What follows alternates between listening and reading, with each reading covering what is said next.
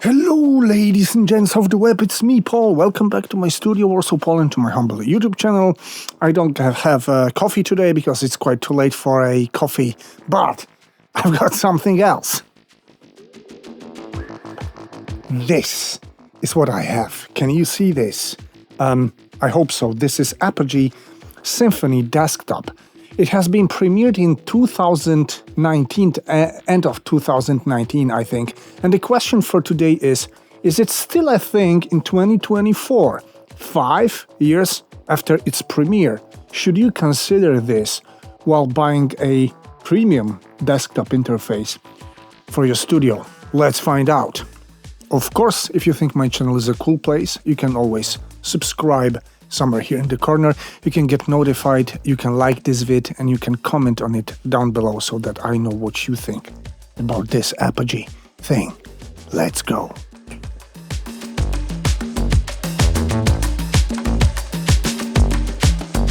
And we're ready to start our review. And we'll start with what's on paper. And the manufacturer's website tells us it's just a small sibling of Symphony Mark II, a large rack unit with same pristine audio quality. Of course, it's got less inputs and outputs, as you can see. It's got ADAT in-out, main left and right, 2 combo inputs, first or second headphone output here, and it's got our headphone output here and an additional input for instruments here and a large knob and the display here. As for the specifications, these are something crazy on paper. Because mic preamps offer 75 dB of gain, this is quite a lot, with equivalent input noise, of course, very low, and AD conversion with THD plus and at minus 113 dB and with 123 dB dynamic range A weighted. Analog to digital, so all the inputs on Symphony are amazing, but Symphony outputs is what makes this interface a mastering grade one, I think, because DA conversion is THD plus N at minus 114 with 129 dynamic range A weighted. This is crazy. It's 128 on headphones out, which is kind of still wow. And this looks really serious. Before we check out how it sounds, we're just gonna turn it on and take a look what's inside on the display. And switching it on takes a while. That's the main thing I would mention. And it reminds me in this regard Neumann MT48, a desktop interface I reviewed on my channel, a really impressive one. And Apogee, as you can see, does pretty much the same thing. Alright, I shortened this process a bit for you, and as you can see, very clean, very logical look on this one. Here are my inputs. When pressing twice, I can get into the settings of the inputs with different screens. When I press more than once, I can tweak the gain. I can meter the input, of course. I can choose the internal preamp because this interface runs its own DSP with Apogee plugins. You can buy these plugins separately to run them just in your DAW, but they are not cheap, so to say. And a bunch of them comes with Symphony Desktop. We're not going to review the plugins themselves, but what's really cool is that they work here on a DSP chip with 0 latency, which is really cool. Analog level mic instrument, 4 dBu, minus 10 dBV, etc., etc. Some output settings, headphones settings. This is my mixer with 5 stereo software playbacks. This is cool. Not only I've got 2 physical outputs plus 2 headphones, I've got so-called virtual software playback. So I've got 5 virtual stereo pairs that my system and my DAW gonna recognize. It's useful in many situations. We're not maybe gonna talk about it today. Also, I've got optical in and out, 80/80, which is also really cool. I can tweak it all here, all 8 of them. And this thing, here are my playbacks as well, I forgot to tell you.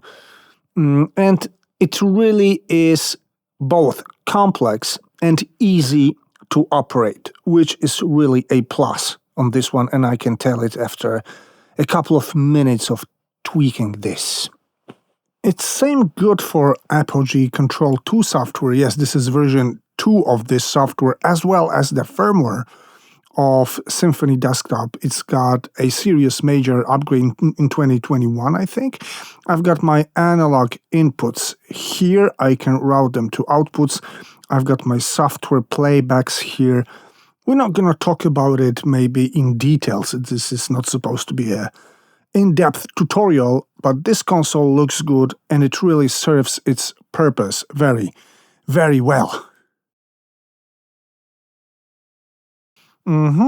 Let's close this console, and the third part of our review will be listening tests. Of course, I'm going to use Tidal, high quality as always, and I'm going to listen to Anna Moura, Massive Attack, and maybe Ben Burma that I've been listening recently. So 3 of the artists I really enjoy and know like my own pocket, as we say in Polish. And I'm gonna listen to some stuff using both the Symphony and both my RME Fireface. I'm not gonna make it real time, I'm just gonna do it and get back to you after it happens so that I can describe my impressions. Let's go!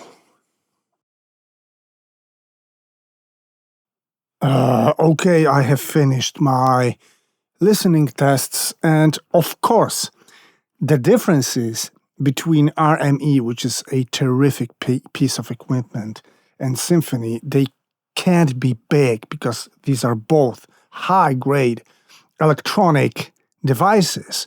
But what I could hear in actually every piece of music I have listened to is that Symphony sounds a bit smoother. RME seems a bit harsh to me, I would say. It's like a tiny trace of something in the high register of this that makes it like harsh a bit, to contour, if you know what I mean. And I'm not surprised with it, because I think that ESS Sabre converters are there. They used to mount AKM converters. Now I think that RME uses ESS Sabre. Correct me if I'm wrong, somebody down below in the comment section, but this is what I remember, and somehow I can hear that. And I'm not the greatest fan of ESS Sabre. I'm used to them because I used to be a Modu user, so I know ESS sound, but I prefer what's there in Symphony, and I could hear it. Also, I could hear some kind of, I don't know, depth. Of course, it's like a very tricky audiophile area to describe too much, but it was a bit more smooth on the top, and I'm quite sure about it. And I had a bit more feel of dimension there, I would say, with Symphony, but I'm not gonna talk more about it because this is very subjective, and I did not measure this in any form. So, let's go on. Re-recording test. I did it twice. First using my RME UFX plus my double Camden preamp with Mojo off, ruler flat, nothing here like setting, only the gain. And I used 1000 Labs sphere microphone with U47 basic model. Then I rendered it to mono, and it's here on my timeline. And then I did the same thing using Symphony onboard preamps with no DSP, no plugins engaged, just plain preamp. Same 1000 lap sphere microphone, same U47 emulation, same rendered to mono. And then what I did is that I re-recorded RME plus Camden 50 times using RME line out to line in plus 4 dBu unified input output. And then Symphony, same story, 50 times re-recorded from the line out into line in plus 4 dBu. And now we can listen to it all to hear whether there are any differences. I have my bet. My bet would be that after 50 times re-recorded, RME is going to get a bit harsh, a bit more present in the tops. And Symphony is going to stay smooth. This is what I heard in music that I listened to. And this is just my bet that that's what's going to happen. But let's just listen to the plain RME plus Camden recording. Hello, people of the web. This is the Apogee Symphony Desktop test. Let's check out the preamps and ADDA converters quality. Thanks. Hello, people of the web. This is the Apogee Symphony Desktop test. Let's check out the preamps and ADDA converter quality. Thanks. That might be my position at the mic because there's a nicer low end in the Symphony. I suppose this is like a micro difference when being at the microphone. But the tops... Hello, people of the web. This is the Apogee Symphony Desktop test. Hello, people of the web. This is the Apogee Symphony Desktop test. Yes, that's what I meant. I believe that Symphony, both on output and also on the preamps, is just smoother. It's more linear. I don't consider my RME too, it is extremely linear, but probably there are some equipments that are even more linear than my RME, let's say. And maybe this part. Let's check out the preamps and ADDA converters quality. Let's check out the preamps and ADDA converter quality. I like Symphony more. Maybe this is my position, though I really tried to keep it absolutely the same. But let's listen to what happens after 50 times re-recording. Hello, people of the web. This is the Apogee Symphony Desktop test. Hello, people of the web. This is the Apogee Symphony Desktop test. Let's check out the preamps and ADDA converters quality. Let's check out the preamps and ADDA converter quality. This is what I have been talking about. Yes, I can hear it best. Here, maybe let's listen to this small part. Symphony Desktop test. Symphony Desktop test. Symphony Desktop test. Symphony Desktop test. Yes, the sibilants are nicer with Symphony. It's rounder, it's smoother actually, and I like it more after 50 times re-recorded. But the question is, did it change when we compare recorded once and 50 times inside one piece of gear? Like, is there any difference in Symphony? And is there any difference in RME? I think there is in RME, while Symphony seems to sound absolutely the same. Let's listen to RME. Hello, people of the web. This is the Apogee Symphony Desktop test. Hello, people of the web. This is the Apogee Symphony Desktop test. Yes, I think the top end is a bit more exposed, but in quite a non-linear way, I would say. Let's listen maybe to this. Apogee Symphony Desktop test. Apogee Symphony Desktop test. Apogee Symphony Desktop test. Apogee Symphony Desktop test. I can hear a trace of something in RME, though it's absolutely staggering. It's really great. Of course, we can take a look at the amplitude and we won't see much difference. Yeah, we won't. But still something altered a bit, at least to my ear. And now let's hear the Symphony. Hello, people of the web. This is the Apogee Symphony Desktop test. Hello, people of the web. This is the Apogee Symphony Desktop test. Let's check out the preamps and ADDA converter quality. Let's check out the preamps and ADDA converter quality.